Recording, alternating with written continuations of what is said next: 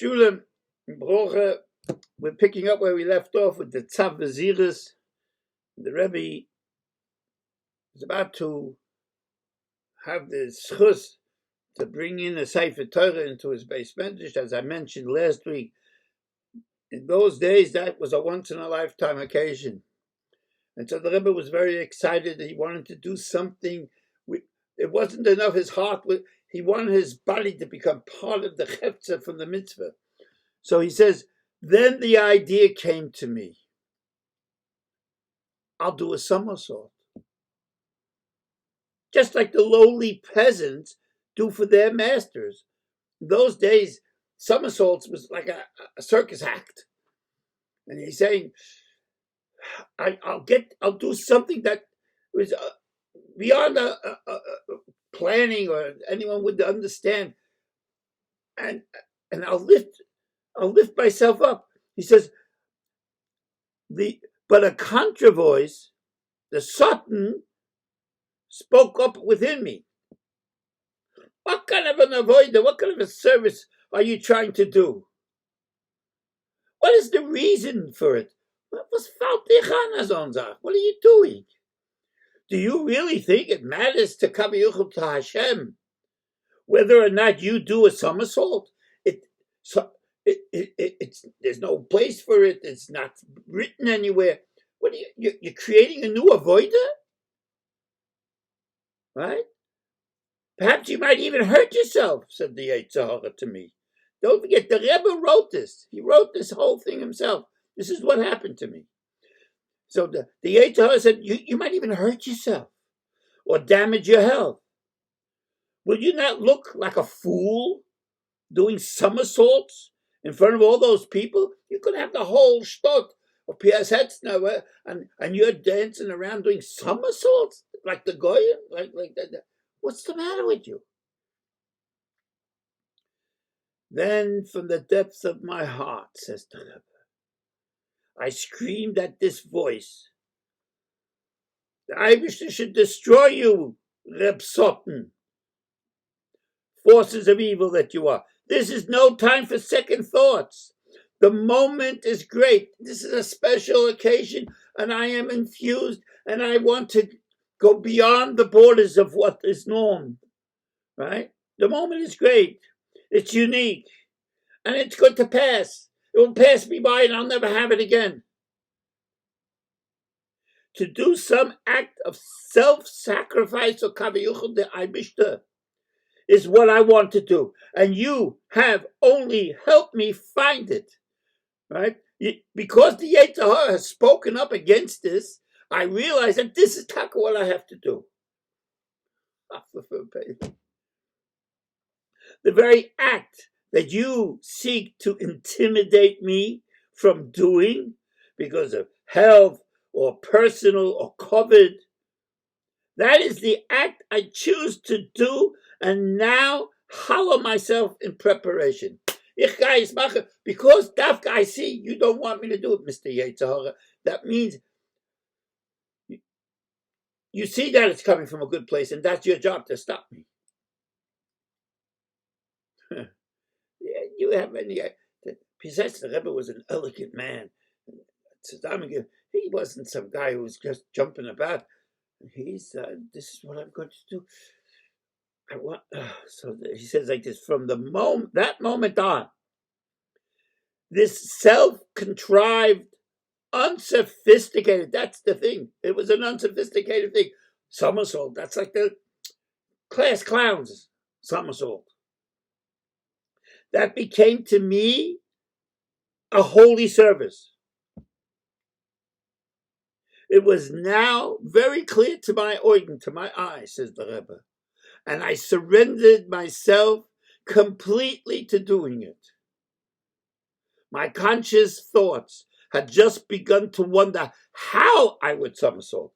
I mean, it's not like I know how to do this, right? When the flames of my neshama engulfed me in self-sacrifice. I don't know how it does. It's going to happen. Because everything is yours. Like I said many times,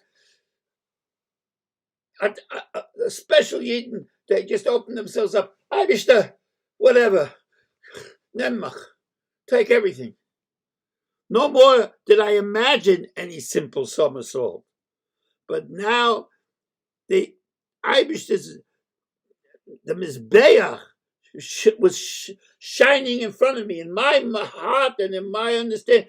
This was going to be a sacrifice. I'm giving myself to the Eibishter in this unsophisticated way. The place where the procession, the simcha from the sefer Torah was about to pass, right? And that place became Kodesh.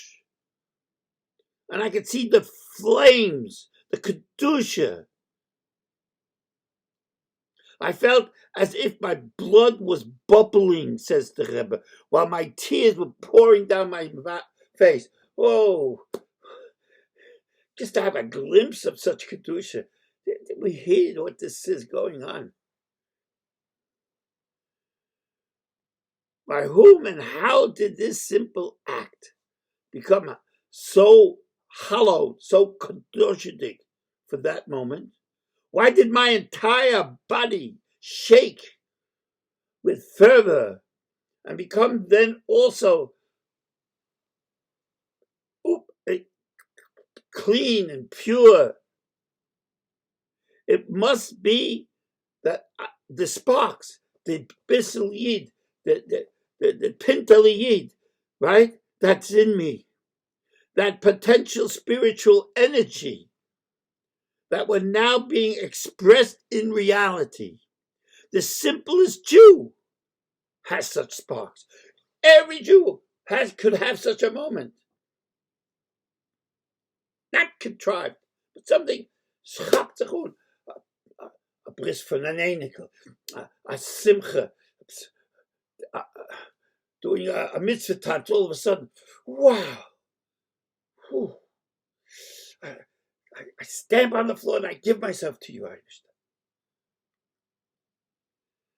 A Yid needs to have these unique moments, says the Rebbe. You need to have unique ways of expressing yourself that no one else has. If only at least in your heart.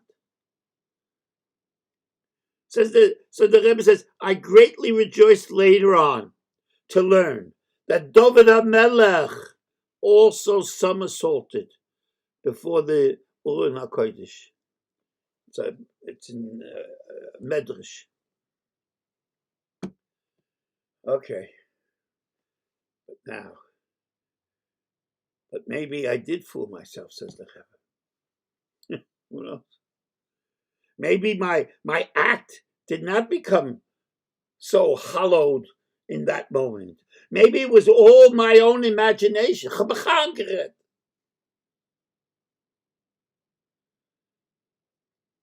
The truth is that I did not have the spiritual experience I anticipated. Ich habe gemeint, I'm going to chap malachim. It was brilliant, but it wasn't what I imagined. And the state of, it didn't reach that level that I sought. But God, the Eibishter, helped me from any such doubt. Right? Don't let that get, okay. Don't let that's the Eitzah pushing you. Oh, hey, you thought you were doing something special. No. This is also self-destructive maneuver by the Eitzah to question what I felt and what I saw. How can one deny the real inner experience that I had?